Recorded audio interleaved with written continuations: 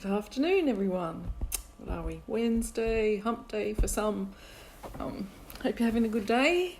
Or Tuesday evening if you're on the other side of the world. And my connection's going in and out. That's awesome.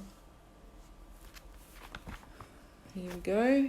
Is it working now? I don't know what happened to the modem then. Anyway, I'm grateful to have the internet. Thought I'd carry on a bit more with my talk about caffeine from yesterday. I just looked up a few more snippets of information that I find interesting. Maybe you will too, maybe you won't. Doesn't really matter. So I'm patting the cat while I'm doing this.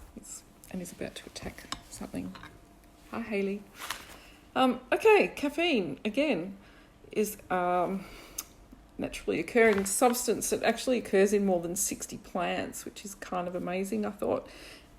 In its purest form, it's a crystalline substance and it's odorless and bitter, and that's probably that bitterness is why it is such a good pesticide, or a natural pesticide for plants. And it actually made me think before, do organic coffee farmers use caffeine as a pesticide?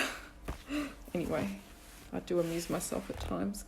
One of the first pracs I did in university first year chemistry. Sorry, just removing bits from the cat who's trying to chew my cables. One of the first pracs I did in organic chemistry at university was actually extracting caffeine from 2 or 3 different brands of coffee, which was really interesting.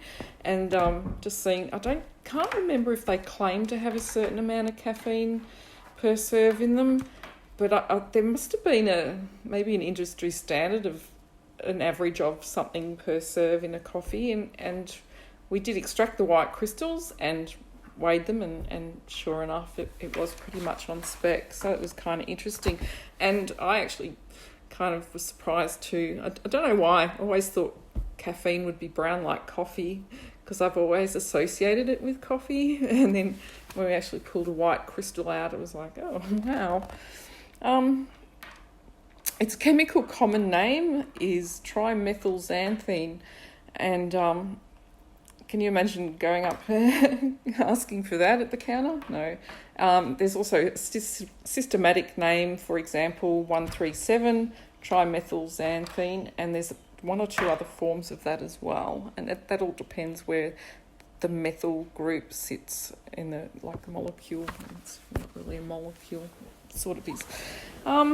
It's one of the most commonly consumed dietary ingredients in the world. I think something like 90% of people in America consume coffee every day, or caffeine every day in some form. And modern research suggests caffeine in moderate quantities is safe and is fine for your health. So that was my info for today. I might talk tomorrow about synthetic caffeine versus natural caffeine.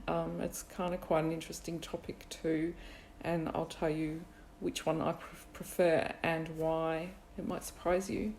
My gratitude for today is for fresh, clean water.